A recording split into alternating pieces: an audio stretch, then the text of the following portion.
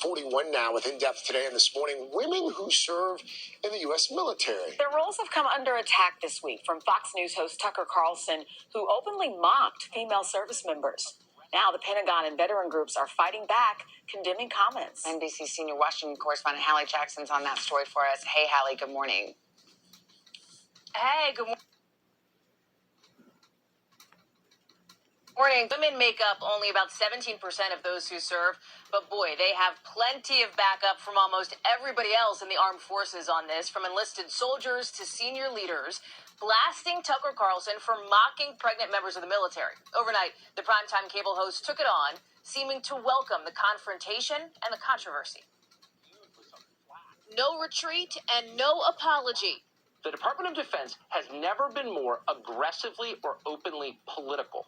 Fox News host Tucker Carlson overnight doubling down on his monologue from earlier this week, insulting pregnant women who serve in the military. So we've got new hairstyles and maternity flight suits. Pregnant women are going to fight our wars. It's a mockery of the U.S. military. Carlson terminating his tirade with an anti-trans dig. While China's military becomes more masculine as it's assembled the world's largest navy, our military needs to become, as Joe Biden says, more feminine, whatever feminine means anymore, since men and women no longer exist.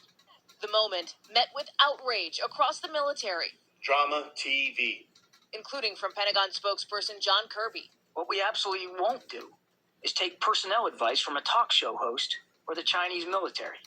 Military women tweeting photos of themselves pregnant in uniform.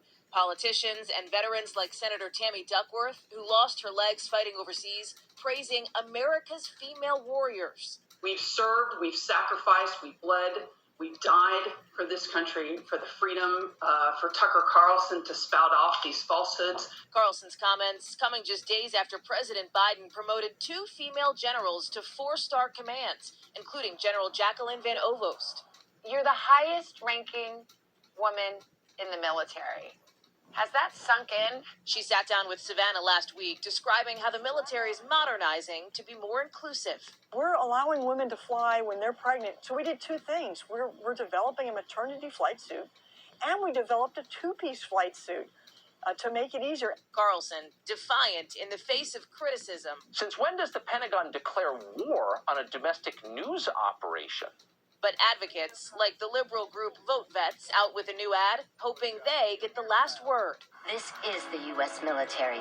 The men and women who defend your freedom. Something a prep school boy like you will never understand. Hallie, obviously the story has caught on all over social media. We heard from the Pentagon spokesperson. Has anyone else from the Pentagon weighed in? This has hit the very highest levels of the Pentagon, Savannah. Secretary Austin is aware of this and apparently shares what has been described as the revulsion of others about Carlson's comments, according to a spokesperson. The secretary has also basically given the green light to other officers to criticize Carlson, told he has no concerns about their willingness to speak out on this. Savannah? All right, Hallie Jackson, thank you very much. Time now for another check of the weather.